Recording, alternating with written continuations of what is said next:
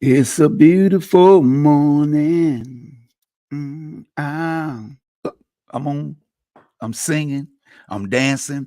Oh yeah. Good afternoon and welcome to the GA for Justice Community Talk Show with your community activist, the one and only Miss Georgia Allen and her guests. So I'm just going to go ahead and hit that share link and bring on in here. All Good morning. Good right, all morning. right, Good all right. afternoon. Yes, I've changed again this week. All Last right. week I had my wrap on. This week I'm coming all natural. You're looking marvelous. So very excited to be here today with Georgia Allen at GA for Justice.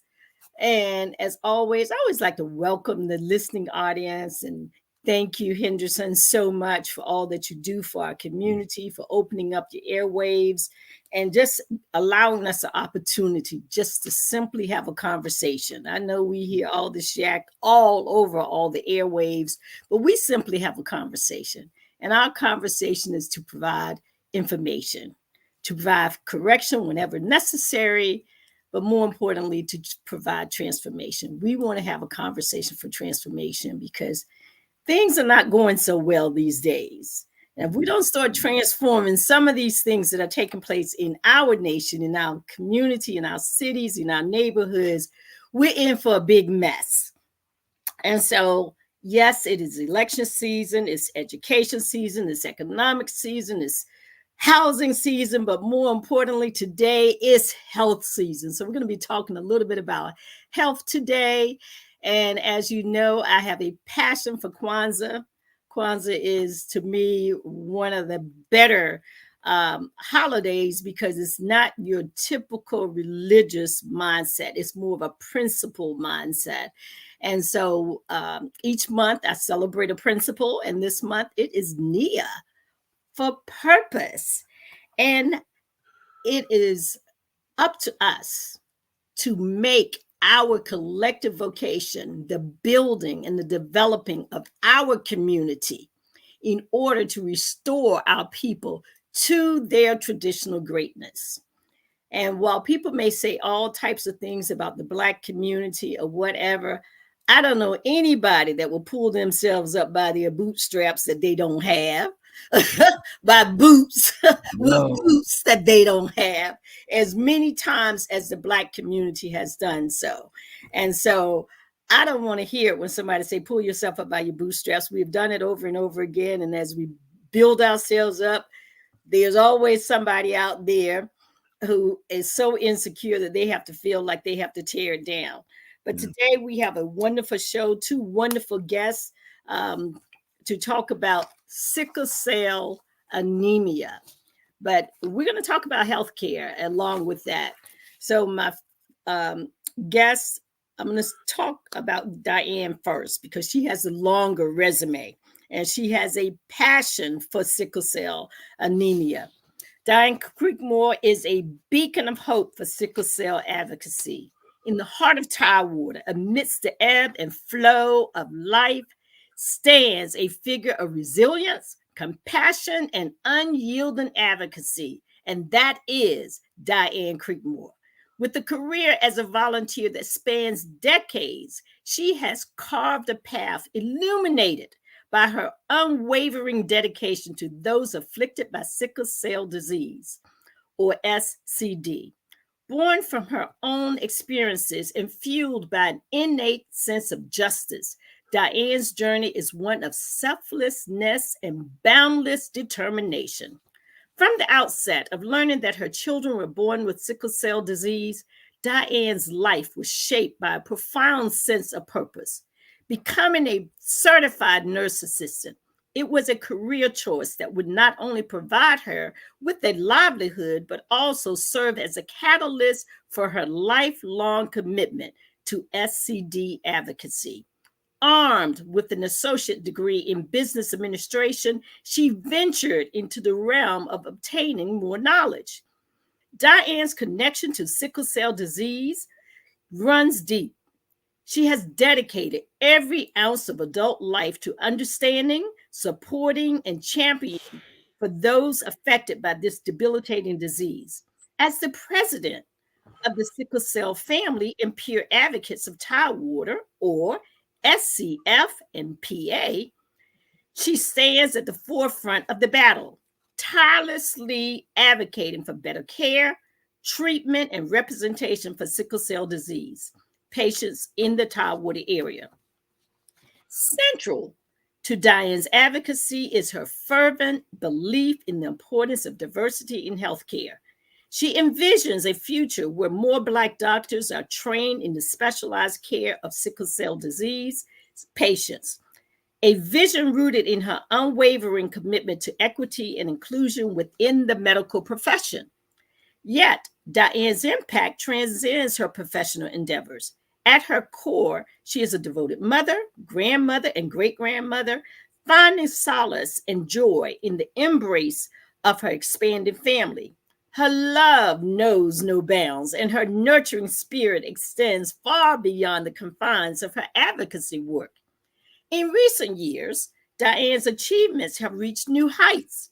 Her graduation from the Project Inclusion Board Governance Leadership Development Program stands as a testament to her dedication to personal development, growth, and leadership. Moreover, her appointment to the Eastern Virginia Medical School, EVMS, Patient Advocacy Advisory Board for Sickle Cell signifies a pivotal moment in her journey, a recognition of her expertise, passion, and unwavering commitment to the cause. Beyond her advocacy work, Dianne finds solace in the simple pleasures of life. A talented baker, she delights in delicious crafting treats that bring joy to those around her. And amidst her busy schedule, she always makes time to break in the warmth of family, to bask in the warmth of family, cherishing every moment spent with her loved ones. In the annals of sickle cell disease, SCD, advocacy, Dianne Creekmore's name will forever stand as a beacon of hope, a reminder that through compassion, determination, and unwavering dedication, one person can ignite change and make a difference in the lives of countless others. Her journey is a testament to the power of the human spirit and serves as an inspiration to all who dare to dream of a better, more inclusive world. Her quote by Maya Angelou is, "The desire to reach for the stars is ambitious. The desire to reach hearts is wise." So we welcome Dianne Creekmore. Our next guest is Mr. Eddie C. Eddie attended James Madison University and Old Dominion University, where he earned a teaching certificate and majored in interdisciplinary studies. Eddie graduated graduate work at the University of completed graduate work at the University of Virginia with a master's in public affairs. He also held corporate positions in transportation with Revlon and in human resources with Blue Cross Blue Shield. Eddie completed 8 years of work with the Obama organization in community organizing around healthcare, immigration reform, and climate change. Currently, he works as a director of Organizing for Freedom Virginia, a nonprofit focused on affordable prescription drugs, paid family medical leave, child care affordability, and raising of the minimum wage. Eddie has worked across the state of Virginia on issues in support of Black Lives Matter, and he has also worked in all regions of the country on political races and issues. We are so pleased and grateful to have both of our guests today, Dianne Creekmore and Eddie C. Thank you.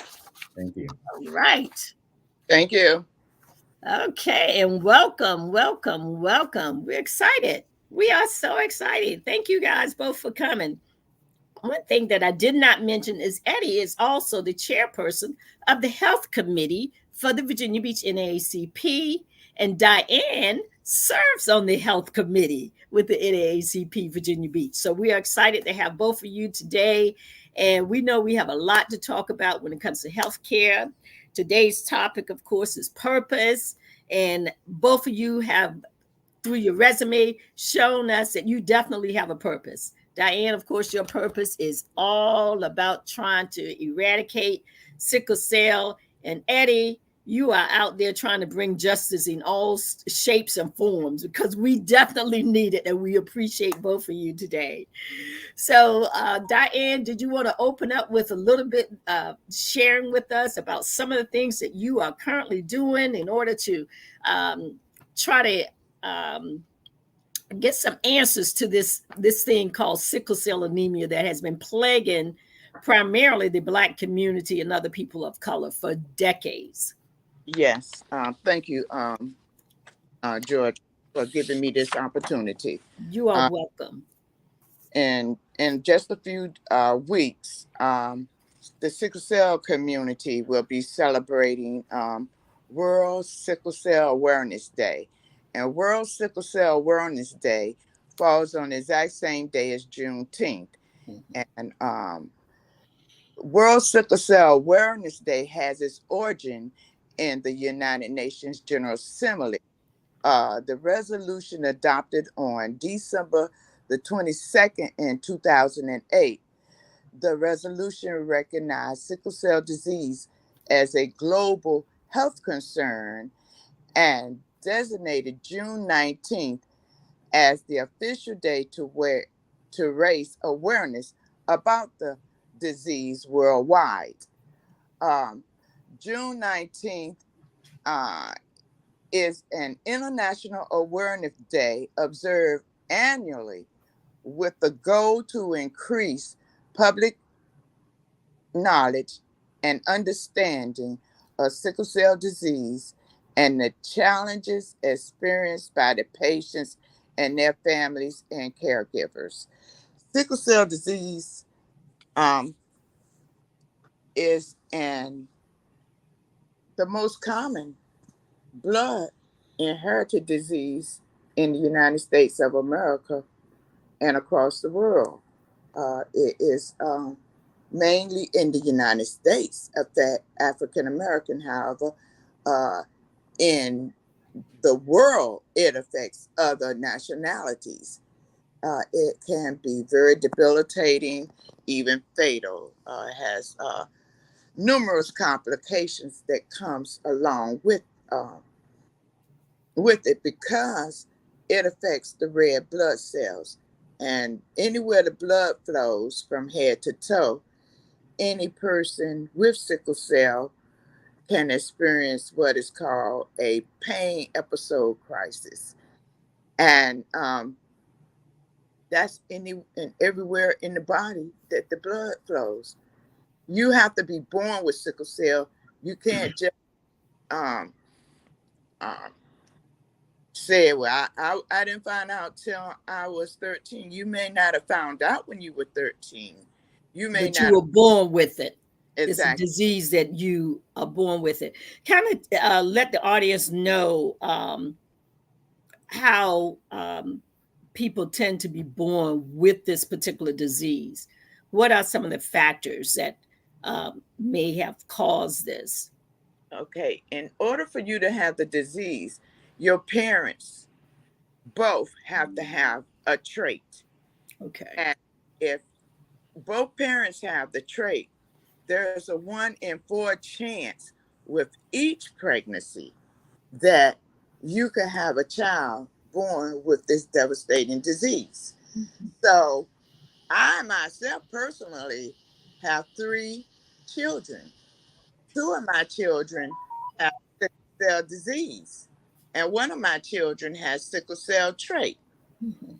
I just recently had a great grandchild, born 2 months ago, and she does not have the trait. So That's a for blessing. it's That's a it's blessing. a true blessing because Mhm. not only do I have 2 children with the disease and grandchildren with the trait, I have to educate those with the trait that they have to be careful about who they mate in their childbearing years, because if they mate with someone that has the trait, there's a possibility that they can bring a very sick child in the world. Okay. So Thank you for that. Now, that's Eddie, you thank what you.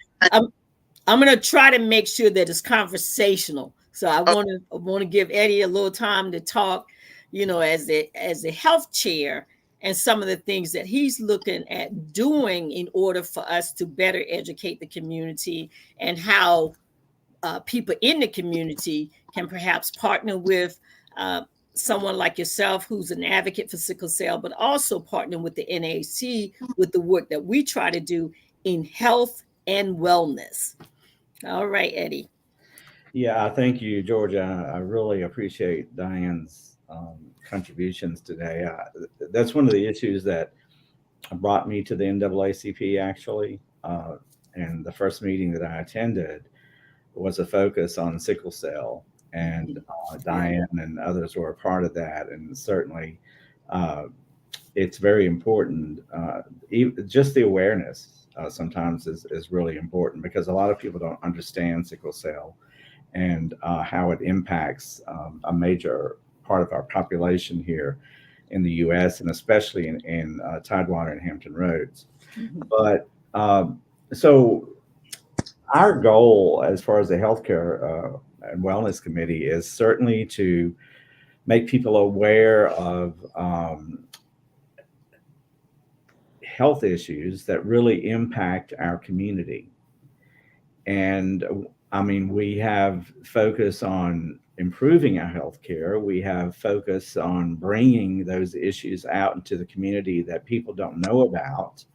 And we also have this focus on holding events that will help not only us improve our diet, our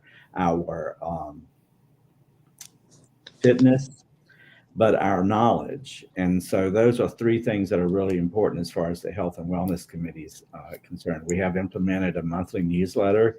The first copy went out last month, and we have another copy due on June 5th. And in that newsletter, we're going to focus on sickle cell, and we're going to focus on the health component of Juneteenth.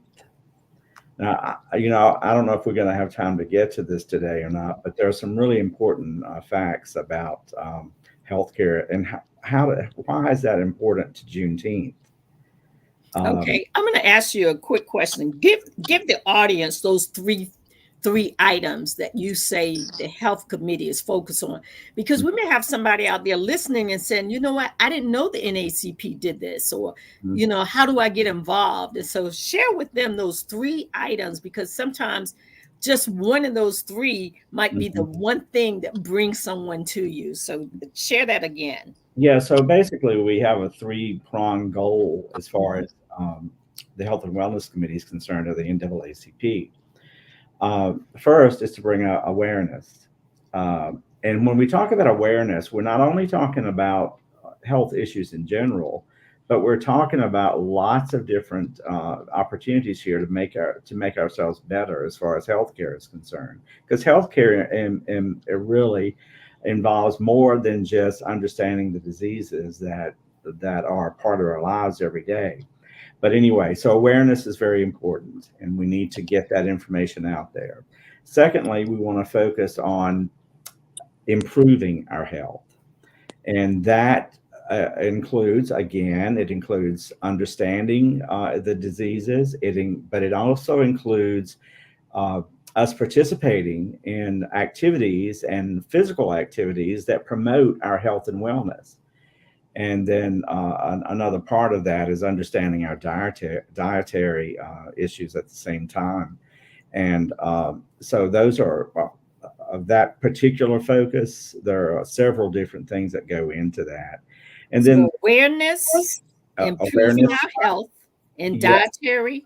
yeah, awareness, improvement. And then the third one is holding events that are informative and help us accomplish those two things. So information and events that are informative. Then we move to awareness, which is our first goal. and then improvement. Improvement. Okay, that's great. Now, And the goal for that is to have better health outcomes for better health outcomes. I like that. Yes. individuals who may be dealing with any issues from Mhm, cancer to mhm. mental health issues. The goal is to bring education and awareness to promote better health outcomes. Yes. Mhm. I think that's excellent. I think that's excellent. And again, a lot of people may not be aware of the fact that we do have a focus on the health of the community in the NAACP. That's a primary goal. We want to make sure that our people are healthy. We want to make sure that people have the knowledge, they have access to information. And when I think of health care, I think of how accessible is it? Mhm. Can people get there?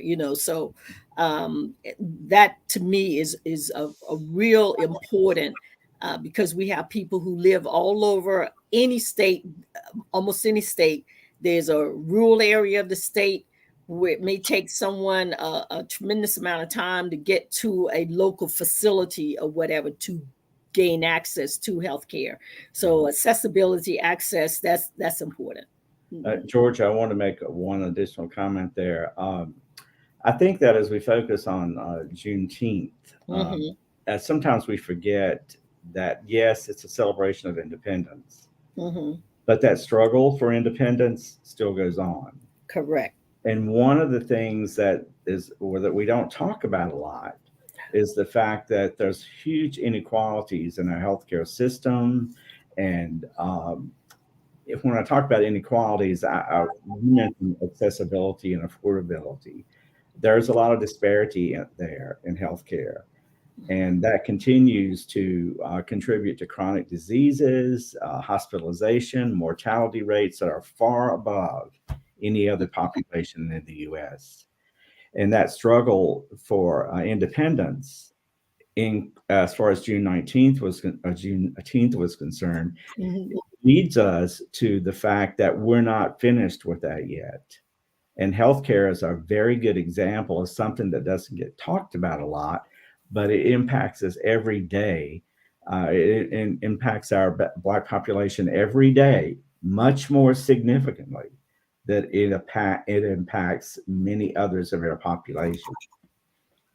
That is an excellent point. And Diane, as someone who has been an advocate for sickle cell, I personally remember as a young child, I guess I was in about the fourth or fifth grade, and one of my classmates lost his youngest sister. I want to say it was the youngest girl, and she died of sickle cell anemia. We were all getting some knowledge about it, and I can remember them describing the pain that this young girl went through. So, as someone who has experienced that in your own family, what are some of the recommendations? I think we kind of chit chatted a little bit about, testing your blood or getting blood tests and all. And so, what are some of your ideas with regards to what you would say you would recommend that our health department do or that our state legislator would do in order to make sure that we begin to eliminate this disease? First of all, everyone needs to be aware of their trait status, Mhm. and that requires a test, electrophoresis test. You can either get it from your primary care physician, or newborns are now screened to see if they have sickle cell disease. It also brings the trait status to the forefront, but all parents aren't notified about the trait status, but they are made aware that that child was born with sickle cell disease. So we do need to bring more awareness to the trait, and all parents need to be made aware that your child not have to ask for it, but just like when they do the PKU screening at newborn screenings, and they let you know, oh, your child was born with this disease or this illness or etc. Include trait as well, so the parents will know. And because right now we have college educated people getting married and teens having teenage pregnancies, and they're still bringing sick children in the world. So Mm-hmm. the trait status is very important. The other thing, once you become aware of your status, well, here in Virginia, in this area, they have the Children's Hospital of the CHKD, where they can go and get treatment, and then they have community-based organizations in the community where you can go and get education about exactly what that diagnosis means and how it will impact your child's life, livelihood, and the family. But better education on all those aspects are needed because, like you were speaking about the pain, excruciating pain, there's so many complications. Pain is the hallmark, definitely, but there's so many other complications. They can have strokes, they can have blood clots, they can have kidney disease, all of these as a result, blindness as a result of sickle cell. There's a thing called acute chest syndrome. So pneumonia, if they contract pneumonia, it can be fatal. Then it affects the red blood cells. Mm-hmm. So their hemoglobin, if it goes a certain level, they require blood transfusion. And some are on chronic transfusions on a regular basis. And the one thing that we need in our community is more African American and blood donors. It's an urgent right now. How much time do I have on this? Well, what I try to do is I try to let each person talk for a little while. Okay. That way it kind of breaks up the conversation, and Okay. it allows the audience to be able to kind of filter through some of what is being said so they're not overloaded. So that's Okay. why I kind of let you talk for a little while, Eddie talks for a little while, I talk a little while, Okay. and then we can come back to that particular conversation. But what Okay. you're sharing, I think, is tremendous because you know, all I knew when I was a kid was that it was very painful. I Yes. now have an acquaintance whose grandsons are identical twins, and they have sickle cell because the parents, like you were saying, they dated, fell in love, got married, had babies, and they didn't know that each one of them had the sickle cell trait. And so those two little boys, I think they are now 8 or 9 years old, They're in high maybe school. 10. They have been in and out of the hospital. And when I say in and out of the hospital, I know. they I'm can be calling in them. there. You know, They're in and you high know, they school. can be in there for a day or for weeks and Yeah. sometimes months. And so Yeah. it is a very different type of disease, and all of the family members, you know, is painful to all of the family members. Yes. And Eddie, as someone, like I said, who has worked in as a volunteer, and you've covered many of the diseases that affect our community, and we want to say thank you for that, because there are a lot of people out here who talk the talk, but they don't walk the walk. But for those of you who are listening to us today, we have DIANNE CREEKMORE, who is an advocate for sickle cell anemia, and we have Eddie C. Eddie C. is the healthcare chair for the NAACP and has been an advocate, a strong advocate on behalf of those things that are important to our community. We thank you. So Eddie, kind of share with the audience, you know, what it kind of take to advocate on behalf of a community that's been disenfranchised and and suffer from severe inequities in our healthcare in other areas?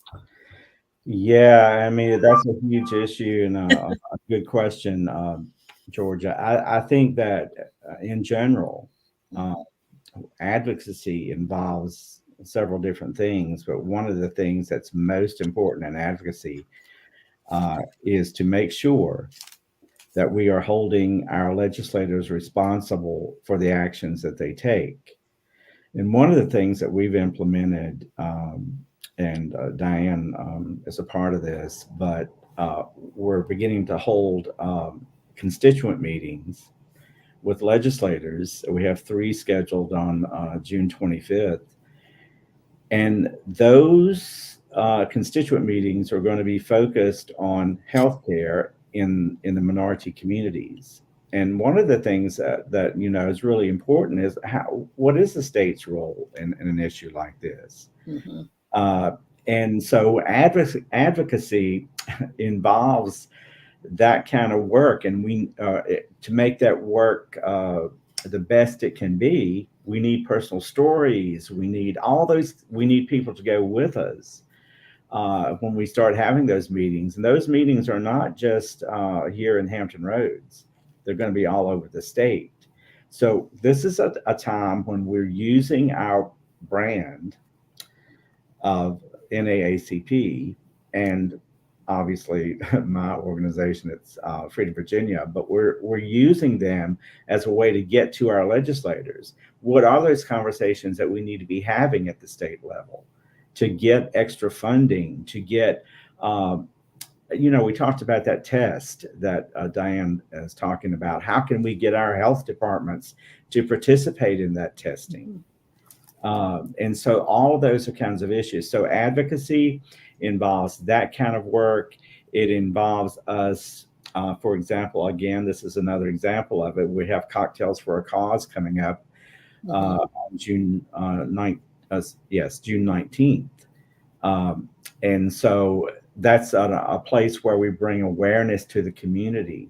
And so advocacy involves a lot of different things. And one of the most important things is to create knowledge of the issue, and after we create knowledge of the issue, to get people mobilized to find solutions to that. And there are a lot of things coming up with a partnership with the VCU and EVMS and ODU and some other schools in the treatment of sickle cell. How do we mobilize our people in our community to say, hey, that's great, but can it be accessible and affordable?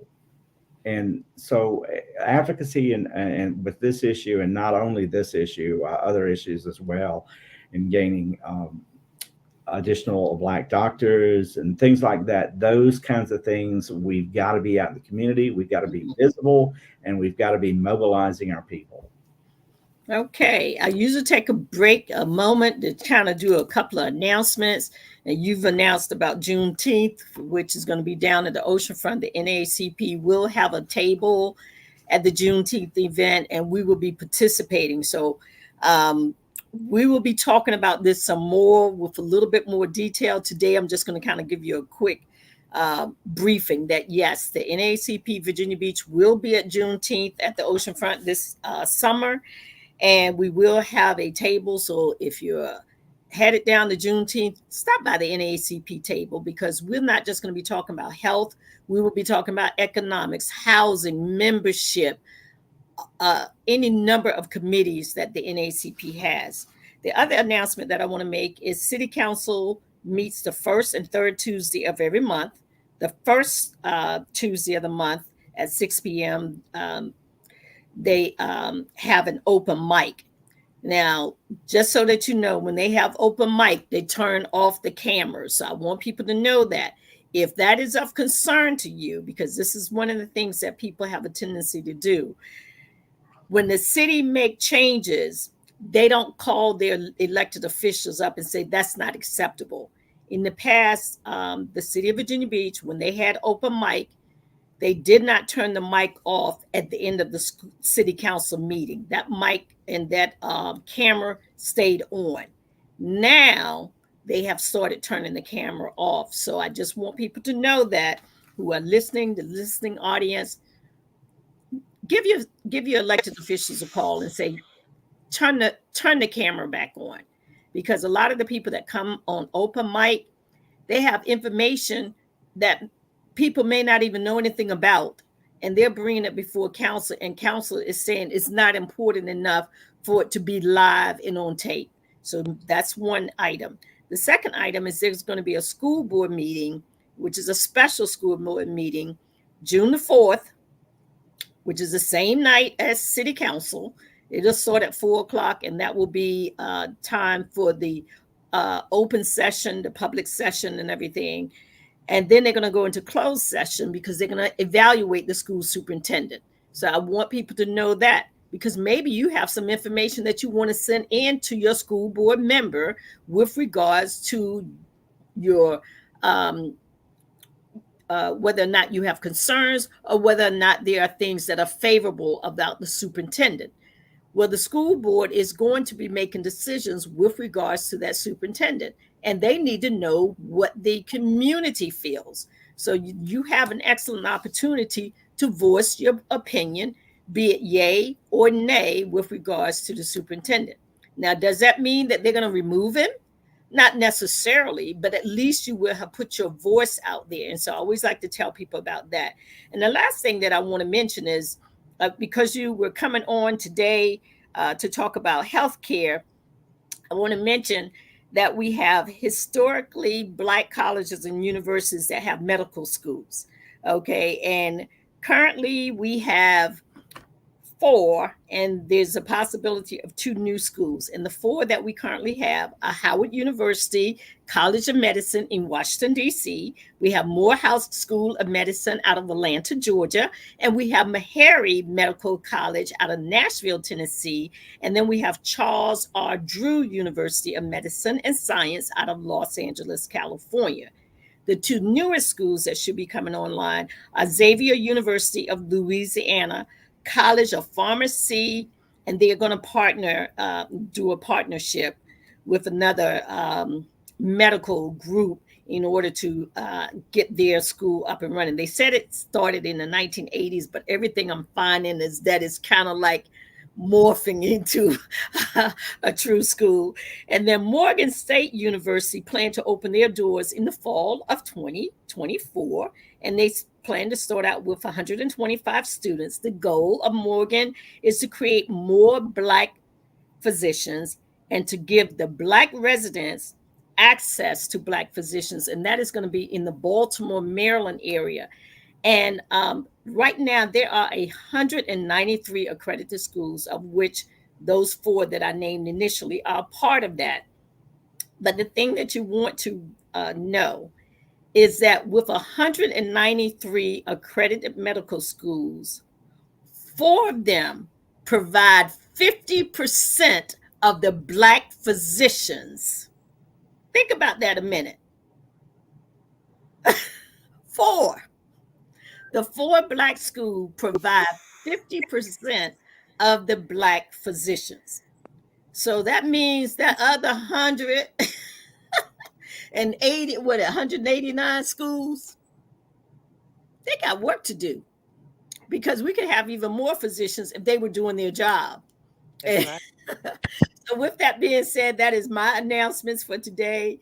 We're going to get back to our conversation. And I think, Diane, you had some things that you wanted to share with regards to sickle cell. And if you want to go ahead and share a few more items that you feel are pertinent and people need to know as an advocate. Thank you. As Ed has said, that on June 19th, which is World Sickle Cell Day, we're going to have a Cocktails for a Cause.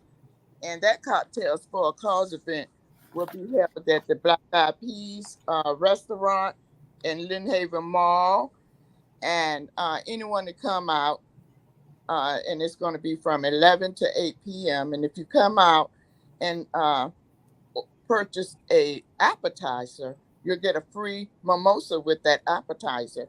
So from lunch to dinner time. They will Okay. be donating a portion of the proceeds towards the sickle cell community. Also, on that same day, uh, you can meet Miss Virginia's outstanding teen, Ayanna Johnson. She will be making an appearance between 4 and 5 p.m. and holding a candlelight visual ceremony at 7 p.m. And that's cocktails for a cause. And to come out and order your lunch and order your dinner and get your cocktail, support a good cause. Also on June 19th, we are having a blood drive. Sickle Cell Family Peer Advocates of Tidewater for in honor of World Sickle Cell Awareness Day. There will be a blood drive in Portsmouth, Virginia, the DAV number 27. And that's going to be on 3019 Portsmouth Boulevard. And there are still uh, appointments available for people to sign up. And what I was going to say about the blood drive is we need urgent, it's urgent that we have Black donors. Blood is the essential, blood is essential of life. Mhm. And those who donate are the unsung heroes of our society. Sickle cell anemia is a grave condition that brings with it a host of complications, which I spoke on some earlier, including severe pain, stroke, hypertension, blindness, skin ulcers, gallstones, and life-threatening acute chest syndrome. Individuals afflicted with sickle cell disease often require up to 9 units of blood, which is a life-saving, sustaining measure. And then we are currently facing an urgent blood shortage. This is all across the United States. And since the beginning of the month, nearly 200 blood drives across 27 states have been canceled due to the weather. Now, this was back in February and January when this information when this called for the urgent need for blood donors, resulting in a shortfall of 6,000 critical blood and platelet donations. Mhm. To ensure that patients continue to receive life-saving blood products they are desperately need for, its imperative that we need to collect a goal of at least 18 units in a blood drive. So our upcoming blood drive, we need to collect 18 to 20 units of blood, and the American Red Cross will cancel your blood drive if you don't have at least 20 people sign up saying that they will donate blood. Every 2 seconds, someone in the United States requires a blood transfusion. And in our region, there's no exception. With hundreds of immediate needs, sickle cell disease is the most prevalent hereditary blood disorder, predominantly affecting Black Americans and Black Africans. Your donations are only are not only invaluable but essential. Blood save lives. Well, that's important. That's so important for people to know. Um, Eddie, I'm going to ask you this because you look like you probably a blood donor. Are you a blood donor? I am, and the one thing that usually keeps me from being able to actually donate is the fact that I'm anemic, and Okay. so. But I always try to go, Hmm. and I do go, but I always Hmm. get turned down. But Share with I know how important it is, and Okay, share with people because a lot of times people don't do things because of fear or mhm. because they don't know what's going to happen to them afterwards. So kind of share with people, if you are a blood donor, what they can expect, because that kind of helps break things down a little bit, I think. Yeah, and on the occasions that I have been able to donate, in fact, because of blood donating, I found out that I was severely anemic. So that's an interesting thing. They always test your blood for that when you go to donate blood, and if if your blood count is below a certain level, then you can't do it. So that's a good thing about donating blood, is that you find out some things that you may not have realized and may not have known. But blood donation is really easy. It's nothing scary about it. You go in and they make you feel really welcome. They're really good people to work with. The Red Cross is a great organization. All of us know that, but they make you feel well. They make you feel like you're a king or a queen, because you are, because like Dianne said, it's very important that we make those donations. And so the pain of it is not, there is no pain really. There's a stick, and that's about it. And you in a 15 or 20 minutes you're finished. And then they feed you. And so they feed you afterwards. So it's a really cool. Don't ever be afraid of donating blood, because it's a really good experience. It's not like having to go to the ER and give blood, or take blood away. It's certainly just it's a really easy process, not scary. And so what about height, weight? Do they sort of require that you weigh a certain amount, or are there any kind of restrictions or anything? Because that's the other thing that people get concerned about. Yeah, and there are some restrictions that you need to be aware of. But again, sometimes there are restrictions, but sometimes there are ways to move forward from those restrictions for many different reasons. So don't let that be something that keeps you from going, because again, like I said, I'm anemic, but I'm not anemic every time. Okay. And so don't let those kinds of things deter you from participating in that, because again, it's good to know those things. It's good to know those restrictions. Don't just assume that you have a restriction and that you can't do it, because that's not always true. And then third is it's not a bad experience. It's a good experience, and you feel like you've accomplished something when you do that, when you participate in that, because you are saving a life.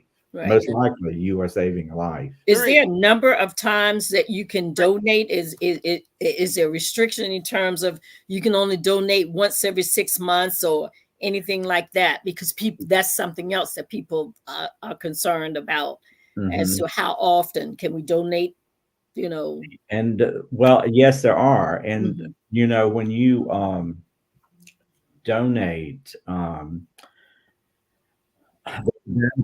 that for any kind of restrictions like that, it's well documented, and you're well aware of that when you give blood. Okay, so they generally will tell you that, hey, we thank you for your blood. Yes. You're qualified to come back in 6 weeks or in 2 months or whatever. So they'll let you know up front. Yes. Okay.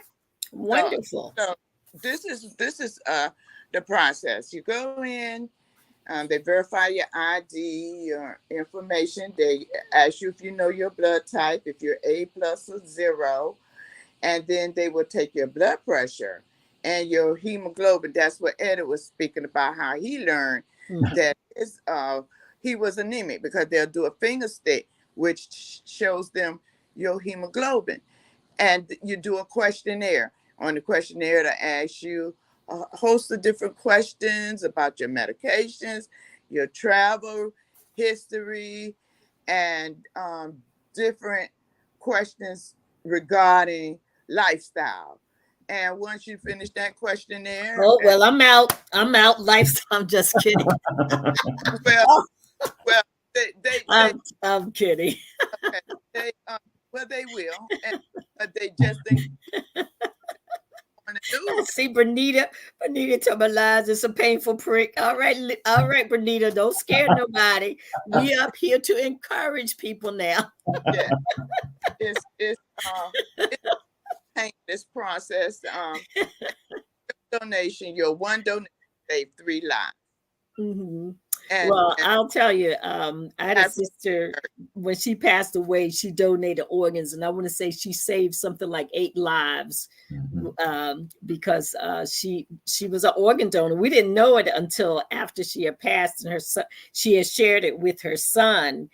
And I want to say that she gave someone their eyesight, of course, her lungs and her kidneys and stuff like that. And so she was able to save a number of people. And they sent him letters. The family sent him letters thanking him that she saved their daughter or son or what have you. And it was really powerful. I mean, I have her in my house simply because he's a younger person and he moves a lot, and she was cremated, and so I still have my sister with me till this day at my house because, Mhm. because she wanted to give life to others. Yes. hmm Yeah. Yep. So I understand how important a blood transfusion can to give blood can be, because it does help when someone needs a blood transfusion. But any final words, and I'm going to tell you to keep it within about 2 minutes because we're going to close out the show shortly. So, Diane, do you have a few final words with regards to sickle cell that you want to share with the audience? I just want to say that sickle cell community could use as many volunteers to help with the community-based organizations such as sickle cell family and peer advocates, the NAACP, and other community-based organizations within the community, and blood donors. Blood save lives. African American blood donors are urgently needed. And tell a friend and bring a friend. And thank you so much for the support of our community. You are so welcome, and thank you so much, because sharing that type of information I think is important. And as I share with you, I use this platform to educate, to conversate, to provide information, and hopefully transform some minds out there. Somebody that didn't want to donate blood might decide, you know what? After listening to the show today, I'm going out and donate blood. Mhm. Okay, so thank you, Diane, so much. I thank you so much for being an advocate for persons with sickle cell, because that is critically important. So thank you so much. And Yeah. Eddie, do you have some final words for us today? Well, I think the most important thing is for all of us to remember that health is the one thing. Good health is the one thing that keeps us a part of our community and an active part of our community. And all the things that we do, whether it's understanding disease and how it impacts our community, understanding the issues that are all about affordability and accessibility, understanding those issues that improve our health, changing our diet, and all those kinds of things are probably some of the most important things that we do. And for us in the this community, uh, it is very important that we maintain ourselves in the best way that we can. And that's, it's really important and exciting to me to hear Diane and to be in the midst of this conversation, because, I knew about sickle cell when I was in high school, but I didn't, like Georgia, I thought it was just a painful disease. Mhm. And I didn't really realize what it's all about and how it impacts the community.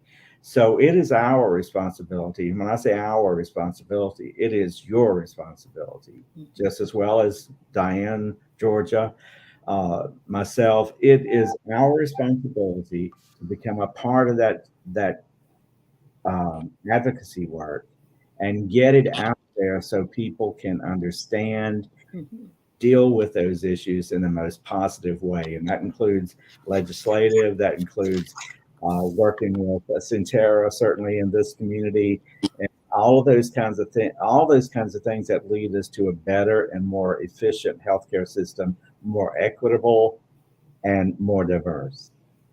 And so if there's anything that is important today, please be involved.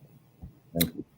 Thank you so much. I want to thank both of you for joining GA for Justice today, because a lot of times, like I said, the TV, the internet is full of all kinds of the worst case scenarios, and this has gone wrong or what have you. And I try to use this platform, and I hope I'm using it wisely to really truly educate the community, to not badmouth the community, but show where there are opportunities, because I see tremendous opportunities of where we can do better.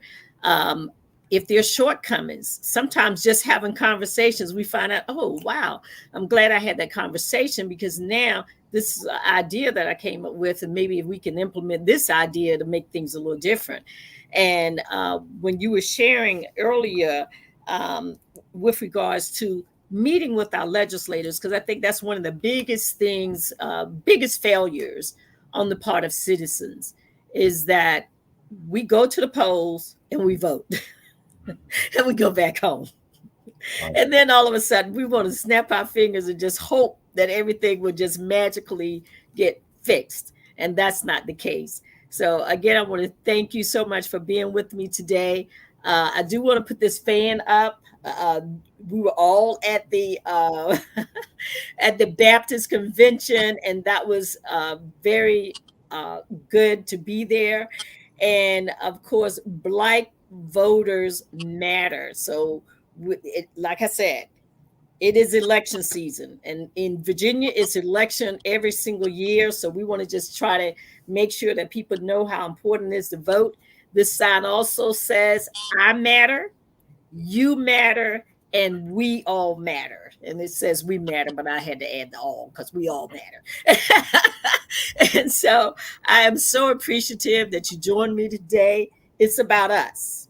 And if you don't think you are one of the us, wait until the next legislation go into place that harms something that is important to you. You will see how much it is about you. And you will see real quick that it is about us. And so I have enjoyed this show today. I've enjoyed all the information that the two of you have provided to our listening audience. I know Henderson should be coming on shortly so he can close us out. But thank you so much. I'm looking forward to Juneteenth. Hopefully, we can do a blood drive within the NAACP, and maybe some of us scary folks that are scared to donate blood, and we're around a whole bunch of other like-minded people, we may go ahead and break down and put that arm out and let them stick us. So again, thank you so much today. It was about purpose. And if you've listened to us today, you know that each one of the people that's in this on the screen, they have a purpose. They have a purpose, and we're grateful for that. Thank you. And Henderson, back to you. All righty then. You've been listening and watching GA for Justice, community activist Georgia Allen and guests. And don't forget to hit this share link and share it with other people on your social media platform. Each and every Thursday from 12 until 1 is GA for Justice. Thank you for watching. Bye. You guys. Matter. Bye. Thank you. Thank you so much. All right. All right.